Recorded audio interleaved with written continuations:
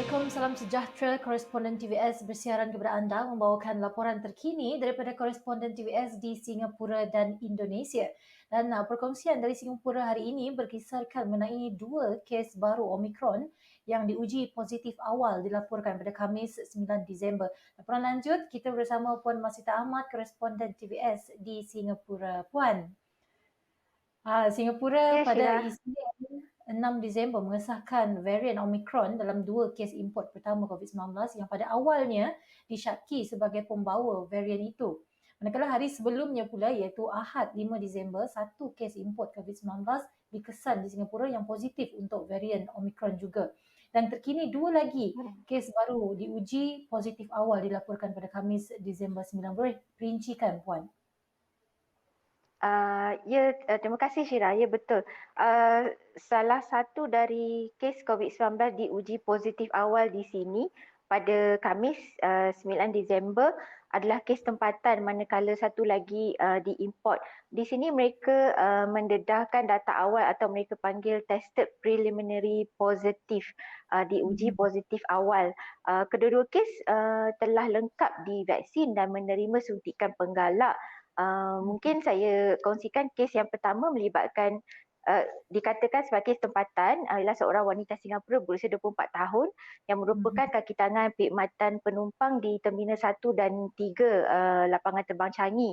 Dia juga bekerja di kawasan menunggu bagi penumpang dalam persinggahan atau transit di mana dia mungkin berinteraksi dengan penumpang dari negara yang terjejas dengan varian terkini itu. Wanita itu namun tidak bekerja di Terminal 4 di mana 3 kes jangkitan Omicron sebelum ini dikesan. Wanita itu menjalani ujian COVID-19 pada 8 Disember sebagai sebahagian daripada ujian rutin mingguan mereka terutama bagi pekerja barisan hadapan lah. Hasil ujian tidak balas PCR bila mendedahkan kehadiran kegagalan sasaran Gen S yang mungkin dikaitkan dengan varian Omicron. Wanita itu tidak menunjukkan gejala apabila dikesan melalui ujian rutin berjadual dan mungkin berada di peringkat awal jangkitan. Ini menurut Kementerian Kesihatan Singapura lah.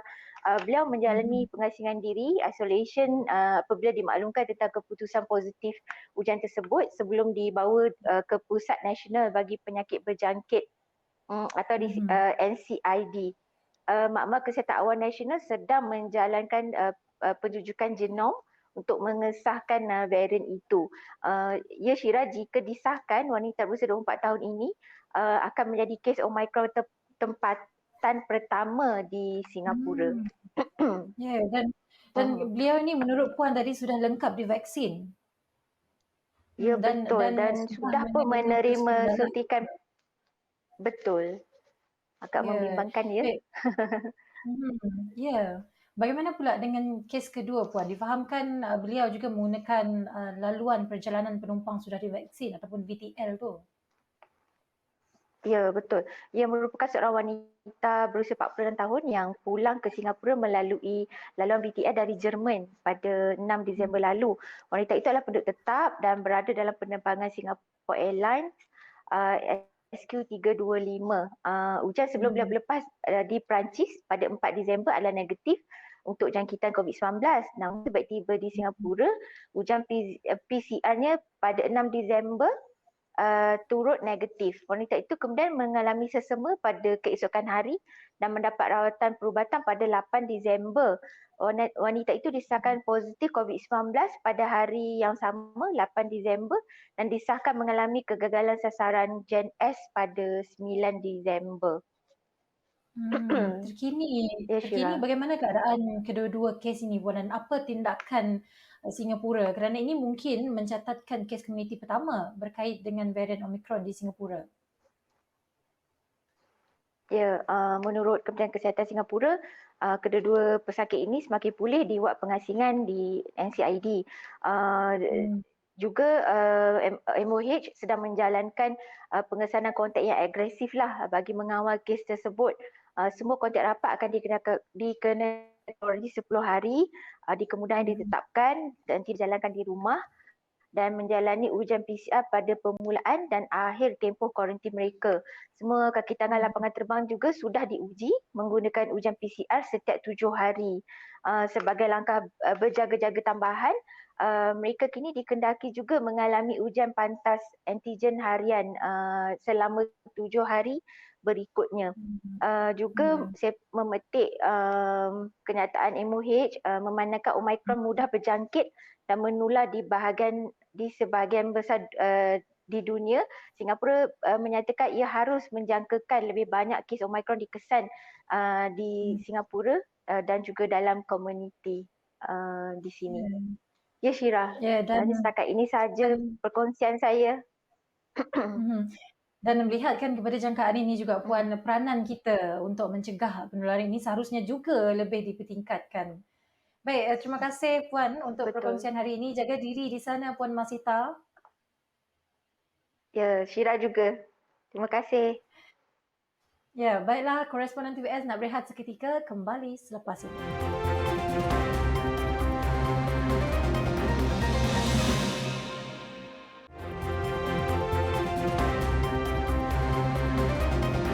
Bertemu kembali dalam koresponden TVS. Kali ini kita nak beralih pula kepada laporan dari Indonesia kerana kita difahamkan ada 2 tindakan keganasan seksual utama telah berlaku pada minggu lalu di Indonesia. Kalau boleh saya kongsikan di sini, NW merupakan mangsa rogol teman lelakinya yang merupakan anggota polis membunuh diri kerana kemurungan.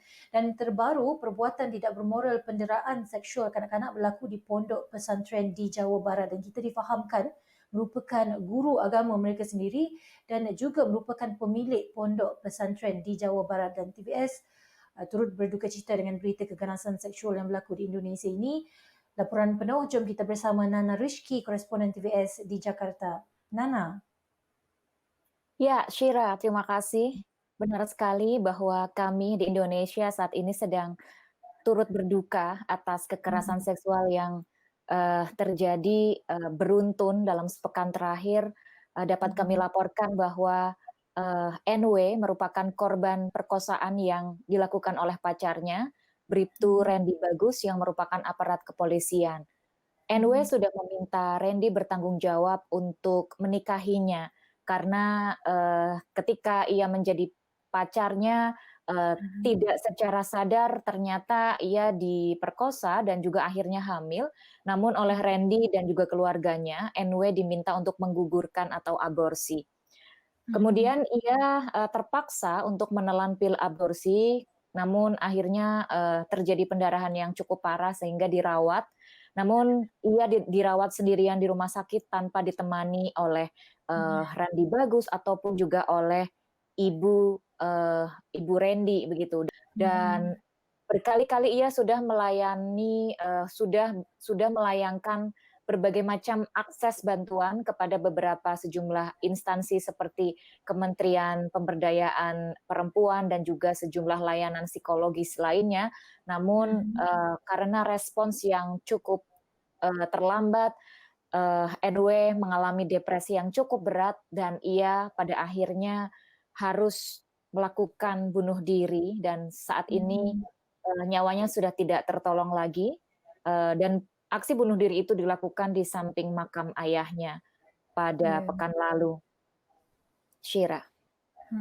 Dan bagaimana pula dengan kronologi kes terbaru yang terjadi 9 Disember lepas di mana 12 pelajar dirogol oleh guru mereka di Jawa Barat? Ya, benar sekali Syira. Ini juga cukup membuat hati saya patah dan perkosaan ini terjadi di sebuah pondok pesantren di mana korbannya adalah santri-santri, di mana santri-santri ini menggunakan busana muslim yang sangat tertutup. Namun upaya kekerasan seksual dan pemerkosaan ini tetap saja terjadi. Jadi kronologinya adalah seorang ustaz sekaligus pengurus pondok pesantren Pondok Tahfiz Al-Ikhlas, Yayasan Manarul Huda Antapani dan Madani Boarding School di Cibiru, Bandung, Jawa Barat telah melakukan tindak pemerkosaan kepada 12 santriwati. kasus dugaan pemerkosaan ini sebetulnya sudah terungkap sejak adanya laporan sejak Mei 2021 ke Polda Jawa Barat. Mhm. Namun laporan ini ditindaklanjuti dengan penyelidikan hingga berkas perkara lengkap dilimpahkan ke kejaksaan, dan baru pada kemarin pada 9 Desember dari kasus tersebut Mhm. kita ketahui, Shira, bahwa HW merupakan pemilik pondok pesantren di Bandung melakukan pemerkosaan terhadap 12 orang santriwati dan Mhm. menyebabkan santri-santri tersebut hamil hingga melahirkan beberapa anak. Kementerian Mhm. Agama memulangkan seluruh santri di pondok pesantren tersebut sampai situasinya mereda dan aman, dan pondok pesantren tersebut juga sudah ditutup karena juga belum memiliki izin untuk mengajar sebetulnya. Baik Shira, pada hari Kamis 9 Desember kemarin saya mewawancarai Ridwan Kamil di Gedung Mhm. Tempo. Ridwan Kamil mengatakan bahwa korban pemerkosaan di salah satu pesantren di Kota Bandung ini telah mendapatkan perlindungan dan pendampingan.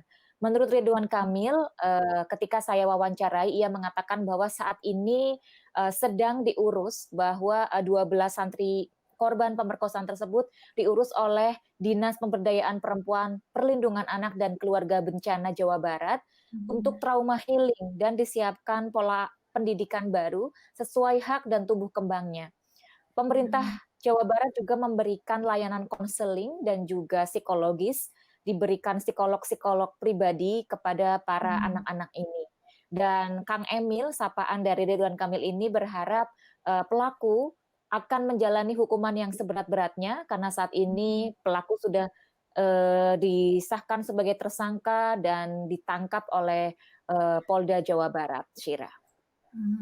Baik, itulah dia tadi laporan dari Jakarta, Indonesia. Khabar sedih semestinya untuk kesaksemaan dan perlindungan wanita. Semoga mangsa diberi kekuatan untuk menempuh masa sukar, dapat pulih dari trauma, dan semoga kerajaan Indonesia juga dapat membuat dasar yang mengutamakan perlindungan wanita. Terima kasih Nana untuk laporan hari ini. Jaga diri di sana Nana. Terima kasih, Shira. Mhm. Perkongsian koresponden TVS berakhir di sini dahulu. Jumpa lagi di episod seterusnya. Jaga diri Malaysia.